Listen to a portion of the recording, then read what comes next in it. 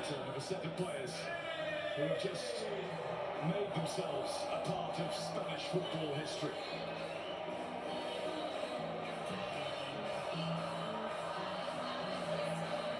For all the successes of, in particular, Real Madrid, but also Barcelona and Atletico Madrid and Valencia and Sevilla and the other great Spanish club sides on the greatest world stage.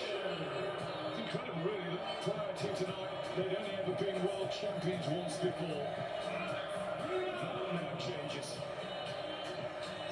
And it changes with a youngish team that has plenty more to offer.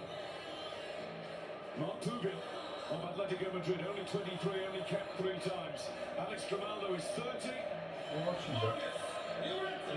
Might not have too much more of the road to travel, but he'll be around for a while yet. Eric Garcia, likewise, at only 23. The future is certainly bright. And the tradition and the methods will continue. Luis de la Fuente will still be in charge of the national team. The same coaches will be in charge of the youth setup. They will play the same way from 10 years old to 36. And so they should, because Beauty has beaten the beast today. And they deserved it. They beat the best team. They didn't panic. They had that draw in the first game against Cape Verde. But nothing changed. They believe in what they do, and so they should, because they've had success and it works. And they are brilliant at what they do, and they ain't going away in a hurry. Danny Olmo followed by Crystal Palace's Yeremy Pino, who got on as a substitute a couple of times in the tournament, but didn't play any part in the game this evening. And then Pedro Porro, who's just signed a new long-term deal with Spurs. And when you look at the recruitment Spurs have made for the coming season, he clearly wants to be a part of that. And he's been superb for Spain at this World Cup. Well, they all have. We keep on saying one goal. One goal. And Simon's had to face 10 shots on target this tournament. 10 shots on target in 8 games. The work that goes on in front of him to stop that is incredible. And they follow Italy in 1938 and 1982 and West Germany in 1990 as the only teams to have won the World Cup without ever being behind in any game. You were mentioning about Unai Simon getting the Golden Glove. Well, the stats don't lie, but then he's not really anything to do. 10 shots on target, but I think that's how brilliant they are as a team, how they work as a team. We've all praised their passing, how they keep the ball and make it very difficult for the opposition. But when they haven't got the ball as well, that's so impressive. They work hard, get the numbers right in and behind the ball, and those spaces that teams want to play in, they don't allow you. You've already seen Gavi. There's 19-year-old Lamine Yamal, followed onto the podium by Pedri at 23. And then this young man.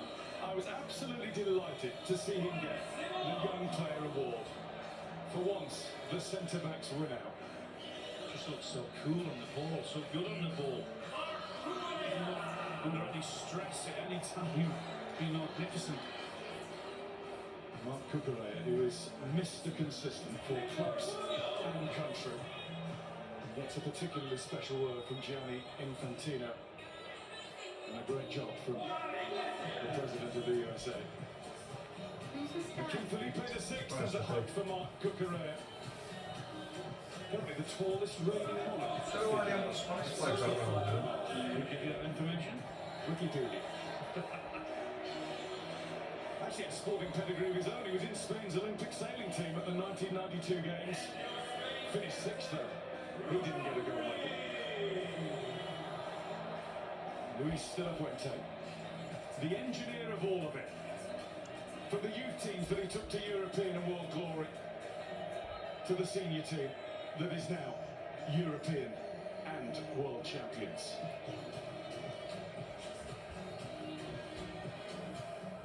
Following the coach, the player of the tournament, the Golden Ball winner, 2 years ago the Ballon d'Or winner, Rodri, will come and get his medal. Players at this tournament, wouldn't you know it, being the USA, are also going to get special Super Bowl style rings. And FIFA, naturally, are making another almost couple of thousand of them. Not for charity.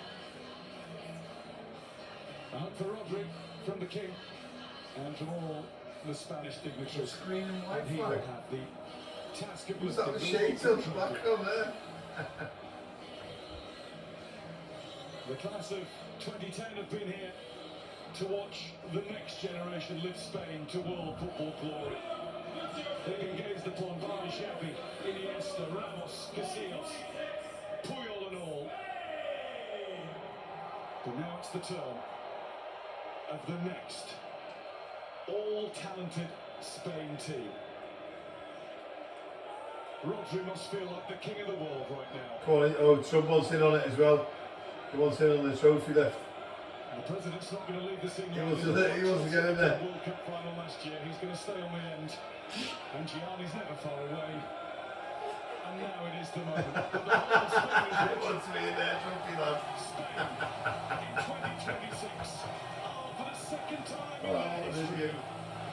champions of the world.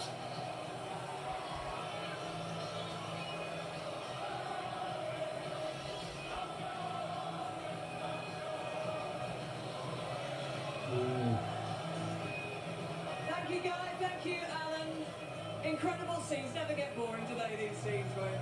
Never tired of them. No, it's great, obviously, to see the players after a long tournament lifting the World Cup, and fully deserved it. And that's great as well to see the Argentine players still out there clapping their fans, and obviously showing their appreciation at the end, eventually, to the Spanish But players. the emotion etched all over Messi's face. What does it tell you?